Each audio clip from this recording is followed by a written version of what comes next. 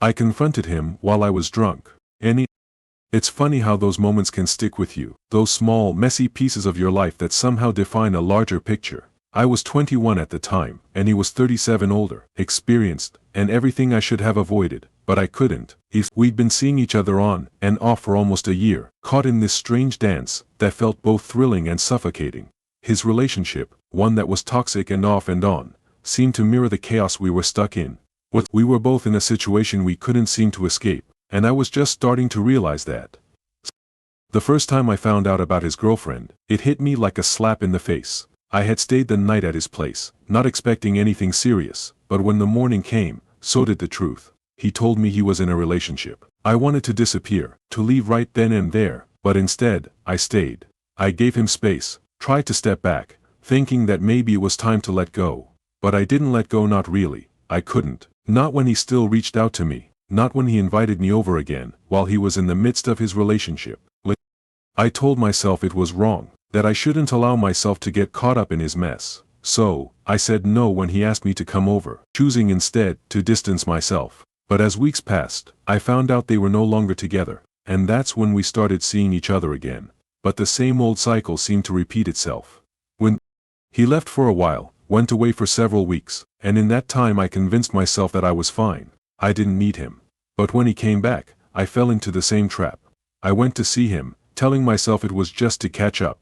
But the morning after, a mutual friend casually mentioned that he was back with his girlfriend. I was crushed, yet part of me wasn't surprised. The next day, she was there, staying with him for the weekend, and I tried to convince myself it didn't matter. It did. I couldn't keep pretending it didn't. A week later, the cycle continued. He was away again, this time on a trip with her. Our mutual friend told me that she would be moving in with him. I had to laugh at the absurdity of it all. I wasn't even mad anymore, I was numb. But I let it go again. I couldn't keep fighting a battle that wasn't mine to win. And then came the night I'll never forget. I was out with friends, drinking more than I should have. The alcohol loosened my tongue and made me bold, bolder than I had been in a long time, and there he was standing in front of me like some sort of magnetic force, pulling me back in with that signature smile of his. We talked, the conversation casual at first, but there was this undeniable tension between us, something unspoken that hung in the air. Maybe it was the alcohol, or maybe it was the weight of all the unacknowledged feelings, but before I knew it, the question was out of my mouth. Isn't your girlfriend moving in? Not. He hesitated, just for a second, and in that pause, I saw something flicker in his eyes. Guilt? Panic? I couldn't say. But then he answered, his voice calm, almost reassuring. No, she isn't. And like that, it was over. I went home that night, still reeling from the encounter. I didn't know what to think. Part of me wanted to believe him, to trust that he was telling the truth. But I also knew the reality. I had seen the signs before the lies, the half-truths, the games we played. It wasn't the first time I had been lied to, and I knew deep down it wouldn't be the last. Days later, I found out they were breaking up again. It was all so predictable. He was back in that never-ending cycle, and I was stuck right there with him. I had feelings for him, feelings that I couldn't just turn off. I wanted to be angry, to walk away for good, but I couldn't. I was scared, scared of being alone, scared of being rejected, scared of the possibility that maybe, just maybe, he would choose her over me. But something in me was changing, something deep down that I couldn't ignore. I was starting to feel bolder. I was starting to want more than this. I wanted clarity. I wanted honesty. I wanted someone who wasn't going to keep me hanging, someone who wasn't going to leave me in this toxic limbo. The more I thought about it, the more I realized how much I had allowed my emotions to be shaped by this situation. I had let him control how I felt. I had let his uncertainty dictate my sense of worth. But no more. I needed to stop being passive, stop letting things happen to me without saying what I truly wanted. But the anxiety was there, always lurking in the back of my mind. What would people think? Would they judge me for getting caught up in something so messy? Would they think I was weak for letting him back into my life? I started to question everything, the choices I had made, the reasons I kept going back to him, the moments I let slide by without standing up for myself. And as much as I wanted to pretend I had everything figured out, I knew I didn't.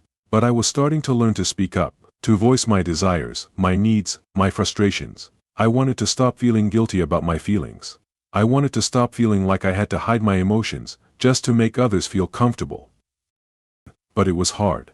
Every time he reached out, every time he seemed to want me, I was torn between wanting to be with him and knowing that it wasn't healthy.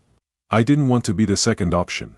I didn't want to be the one who only mattered when everything else fell apart. But the pull was undeniable.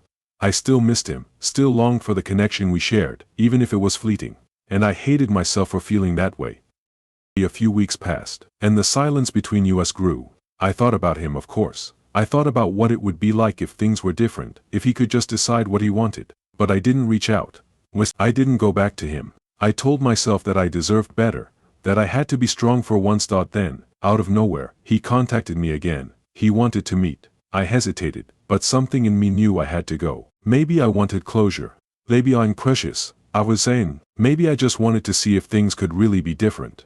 We met up at a cafe, and when I saw him, I realized how much I had changed. There was no rush of emotions, no overwhelming desire to be near him. I was calm, collected. I could see him for what he was now, a man with his own issues, his own unresolved feelings. He started talking about his relationship. He told me they had broken up again, but this time there was a finality to his words. It wasn't the usual "we're having problems" routine. This time, it felt like he had come to terms with it, but as he spoke, I felt nothing but indifference. "I'm sorry," he said, looking at me with those eyes that always made me melt. "I never meant to hurt you." I nodded. "You didn't. But I think it's time for both of us to move on." It was hard to say. Harder than I ever imagined, but it felt right. I wasn't angry anymore. I wasn't sad. I was just done. He looked at me, almost as if he expected me to say something else, something that would let him back in, but I didn't. I was done. I had learned to stand up for myself, to stop letting someone else define me. I wasn't going to be anyone's backup plan anymore. I was my own priority. "I think we should part ways," I said quietly. And just like that, it was over.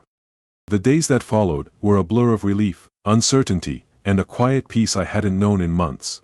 I focused on myself. I let go of the anxiety, the guilt, and the what-ifs. I stopped worrying about how others saw me, stopped worrying about how he saw me. I realized that I didn't need him to define who I was. I could be strong on my own, and in that strength, I found the courage to move on. As for him, he became a memory, a reminder of a time when I had been lost in someone else's chaos, and that was fine. I had found my way out.